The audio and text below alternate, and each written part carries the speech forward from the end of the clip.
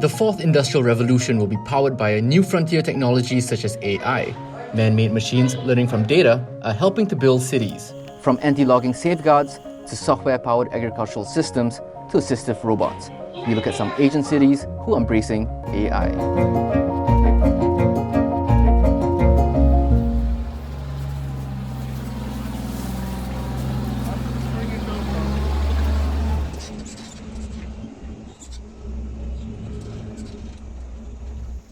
We look now to Singapore's neighbour, Indonesia, where old phones are empowering small rural communities to battle the constant threat of illegal logging.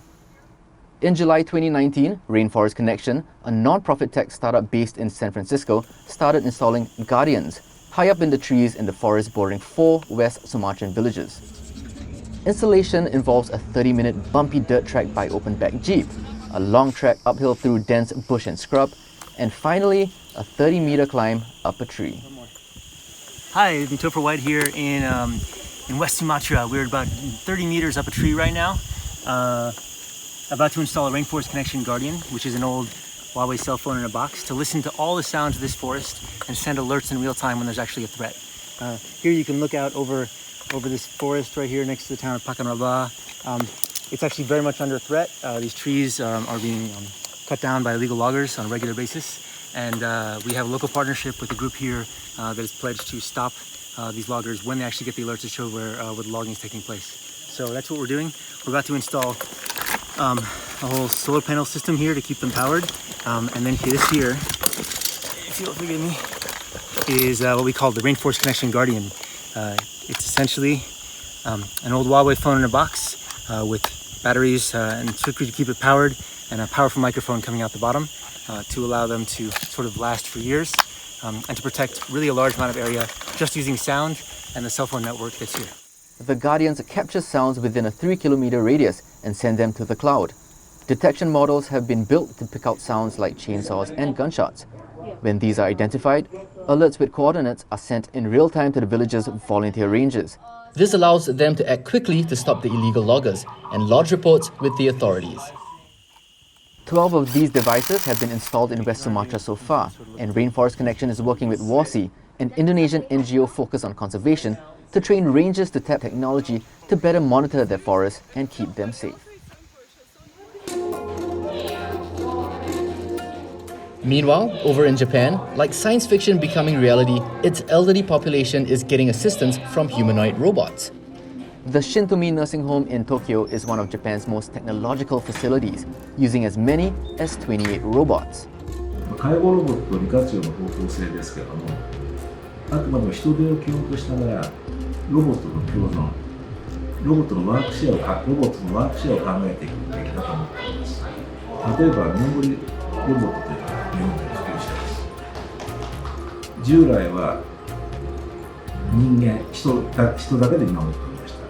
今は人プラス見守りロボットが導入されたことによって高齢者の方の安全性が非常に高まったと思っています。Beyond traditional humanoids, Japan is investing in technology to help the elderly. Panasonic is testing a walk assist robot that tracks an elderly's gait and distance and automatically records the data. NEC is testing an AI predictor that can estimate one's health in the near future, while the University of Tsukuba's Digital Nature Group is testing a tele-wheelchair that allows caregivers to remotely control wheelchairs via VR goggles, which also come equipped with sensors that can avoid obstacles. 食事とか、あとはレクリエーションとか、ご家族会みたいなタイミングで、皆さんが同時に動くというタイミングがやはり一番大きいですね。例えばゲームをやるタイミングとか、外に散歩に行くタイミングがあるんですけども、そのタイミングでそういうシチュエーションかなと思います。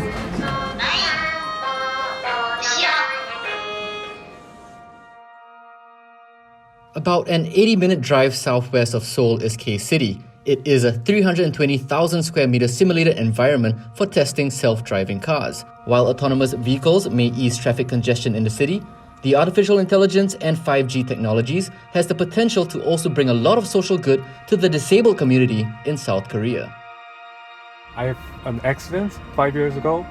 I was paralyzed from that time, so I cannot use my legs and I cannot use my hands perfectly. Out of the country's 51.8 million population, WePark is one of the 5% of the population with some form of disability.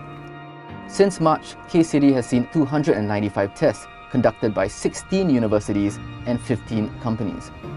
The number of autonomous cars in South Korea has also increased to 62, up 41% from last year. Self-driving cars, it seems, are a welcome technology. This car is very useful, especially people like me, like wheelchair users who cannot drive their own self. This car set them free. I think this car is our hope. I really hope this car realized to the world and the real road. In Singapore, DBS Bank has developed a predictive system that gauges if an employee is planning to quit. DBS's data analytics retention model has as many as 600 data points, absenteeism, work performance, and birth of the first child on every one of its 11,000 employees. Due to the nature of the sensitive information, DBS can't reveal how the intellectual property actually works. But that predictive system does work hand in hand with another of DBS's AI-powered system called Jobs Intelligence Maestro. JIM, for short, was launched a year ago to not only hire and retain the right fit for the organization, but to also help mitigate prejudices in the hiring process. When we built in an algorithm, and Jim was the one screening the applications, it actually helps to reduce the unconscious biasness, which individually we may have at the first stage of screening. And so we realized that the quality of the hires were actually improving at the same time when it helped us on the productivity front. Applicants could apply online at any time, at any day. When they did, they would be chatting with a bot which could answer questions instantaneously. And behind the scenes, the machine was learning from each interaction. It actually enabled us to pick up what kind of questions were being asked, how do we iterate Jim and continue to let Jim learn from the new questions that were being asked. And we have our talent advisors look through those questions, rate the questions, screen them, actually help to build in responses more intelligently.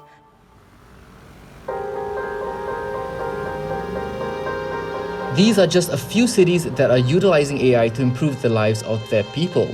Such as in India, where an AI-powered solution called Fazal uses a sensor and software to advise farmers on when to do things like water their plants or spray pesticide to maximize their growth. Or in Taipei, where Taiwan AI Lab, a privately funded research organization, has developed Yating, a voice-to-text speech recognition technology that will employ AI to instantly subtitle the seminars and performances. It used to be that if you were in the field of AI or computer science, you paid attention to it, and otherwise you didn't. I think now those days are gone, and you should really, if you're in any sort of organization, many people should be thinking about how could AI be used to benefit that organization. So I don't think it's necessarily that you will lose if you don't do that, but I think lots of people will do that, and you'll see opportunities to do things differently than you're doing today, and that will likely lead you to be able to do more things than you can today. Although today's systems still fall short of replacing human functions, artificial intelligence has come a long way. There is no doubt that the age of AI has arrived, with it being used increasingly to achieve what was previously impossible.